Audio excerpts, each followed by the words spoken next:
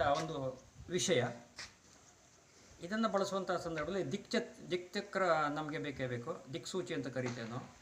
ದಿಕ್ಸೂಚಿಯಲ್ಲಿ ಬೇರೆ ಬೇರೆ ರೀತಿಯಲ್ಲಿ ದಿಕ್ಸೂಚಿ ಇರುತ್ತೆ. ಮೆರಿನಲ್ ಕಂಪಾಸ್ ಅಂತ ಕರಿತೇವೆ, ಸಿಲ್ವಾ ಕಂಪಾಸ್ ಅಂತ ಕರಿತೇವೆ, ಆನಂತರ ಪ್ರಿಸ್ಮೆಟಿಕ್ ಕಂಪಾಸ್ ಅಂತ ಕರಿತೇವೆ, ಆಯಿಲ್ ಕಂಪಾಸ್ ಅಂತ ಕರಿತೇವೆ, ಮ್ಯಾಗ್ನೆಟಿಕ್ ಕಂಪಾಸ್ ಅಂತ ಕರಿತೇವೆ, ಸಿಂಪಲ್ ಕಂಪಾಸ್ ಅಂತ ಕರಿತೇವೆ. ಇದನ್ನು ಮ್ಯಾಗ್ನೆಟಿಕ್ ಕಂಪಾಸ್ ಅಂತ ಇದನ್ನು ಕರಿತೇವೆ.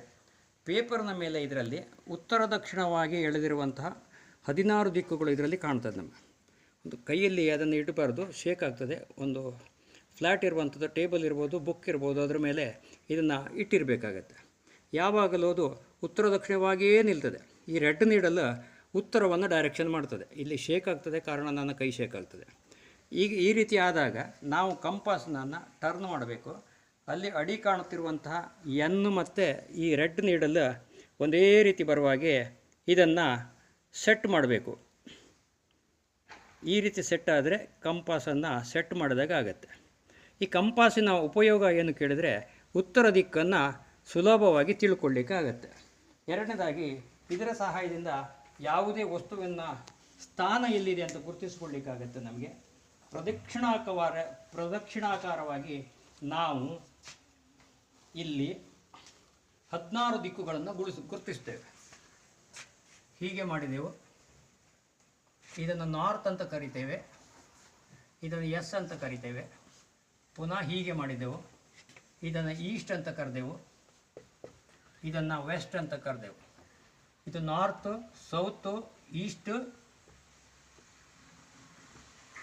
ಇದು ವೆಸ್ಟ್.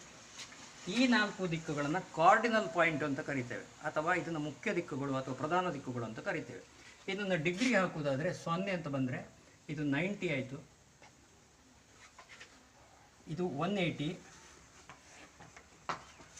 ಇದು 270 ಆಯಿತು. 0, 90, 180, 270 ಈ 4 ದಿಕ್ಕುಗಳ ಹೆಸರು ಆಯಿತು ಕಾರ್ಡಿನಲ್ ಪಾಯಿಂಟ್. ಅದರ ಡಿಗ್ರಿ ಕೂಡ ಗೊತ್ತಾಯಿತು.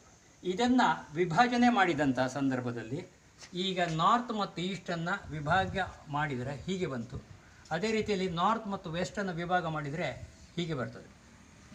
ಇಲ್ಲಿ ಪ್ರಧಾನ ದಿಕ್ಕು ನಾರ್ತ್ ಇರುವುದರಿಂದ ಆನಂತರ ಈಸ್ಟ್ ಇರುವುದರಿಂದ ಈ ದಿಕ್ಕಿಗೆ ಹೆಸರು ನಾರ್ತ್ ಈಸ್ಟ್ ಆಯಿತು. ಹಾಗೆ ಇಲ್ಲಿ ಪ್ರಧಾನ ದಿಕ್ಕು ಎಸ್ ಇರುವುದರಿಂದ ಆನಂತರ ಈಸ್ಟ್ ನಂತರ ಇರುವುದರಿಂದ ಇದನ್ನು ಎಸ್ ಇ ಅಂತ ಕರಿತೇವೆ, ಸೌತ್ ಈಸ್ಟ್ ಅಂತ ಕರಿತೇವೆ. ಹಾಗೆ ಪ್ರಧಾನ ದಿಕ್ಕು ಇಲ್ಲಿ ಎಸ್ ಆನಂತರ ವೆಸ್ಟ್ ಮತ್ತೆ ಬರುವುದರಿಂದ ಇದು ಎಸ್ ಡಬ್ಲ್ಯೂ ಆಯಿತು. ನಂತರ ಪ್ರಧಾನ ದಿಕ್ಕು ಇಲ್ಲಿ ನಾರ್ತ್ ಆನಂತರ ವೆಸ್ಟ್ ಬರುವುದರಿಂದ ಇದು ನಾರ್ತ್ ವೆಸ್ಟ್ ಆಯಿತು.